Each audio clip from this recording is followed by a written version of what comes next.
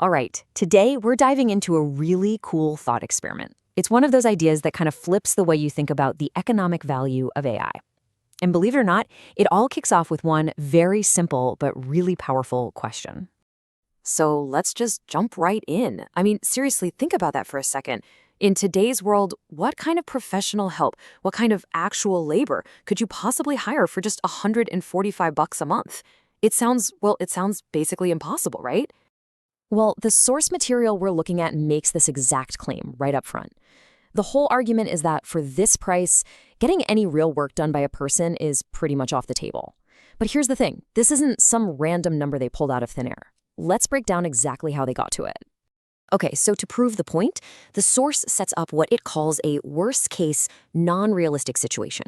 And this is on purpose, right? It's designed to figure out the absolute rock-bottom, bare minimum cost of human labor, even under conditions that are, let's be honest, totally ridiculous.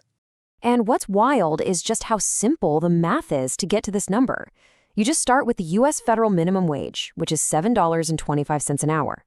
Then you imagine hiring someone for just 1 hour a day, to do one little task. And they only work on standard business days, so about 20 days a month. You do the multiplication and boom, you land right at $145. So here's the key takeaway from that little exercise. Who would actually take this job? I mean, 1 hour a day at minimum wage, no benefits, no stability, nothing. The source says this scenario is impossible precisely because it's so awful. You just couldn't realistically get anyone to fill that role. So if a human is out of the question for $145, what's left? And this right here is where the whole argument pivots. The source brings in an AI tool, and guess what it costs? That exact same $145 a month. And it's framed as, you guessed it, a total no-brainer of an alternative. Let's see why. And when you see it side by side like this, wow, it really hammers the point home. On one hand, for $145, you've got the human hire, 1 hour a day, a single task, and only on weekdays. But on the other hand, for the exact same money, you get the AI tool working 24/7, juggling multiple tasks, and it's always on, totally on autopilot. The difference is just night and day. And look, it's not just about being on all the time. The source points to the real, tangible things this AI can do. It's actively booking meetings for you, handling your emails and messages, chasing up on follow-ups, and keeping a log of everything. These are all things that can directly help you make more money. The value comparison, as the source says, is just immense.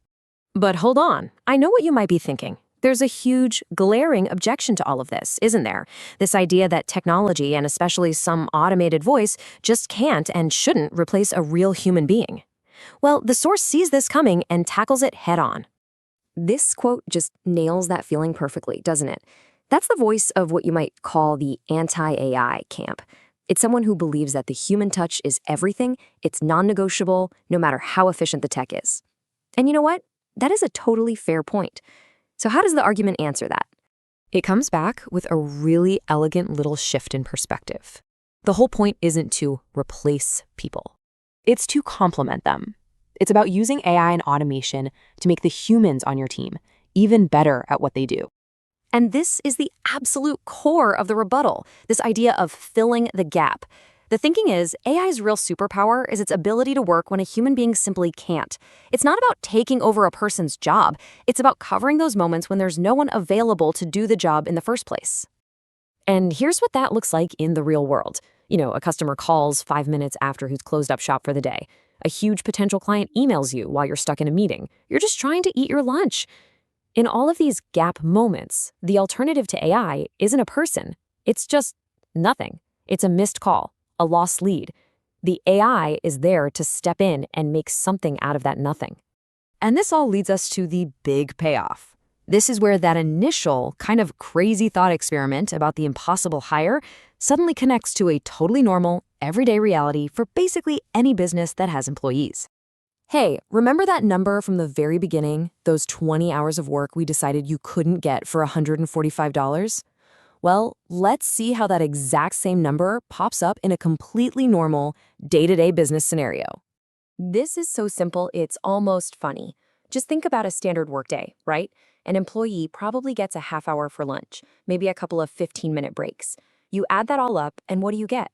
You get 1 hour of total downtime every single day. And there it is. That's the big aha moment.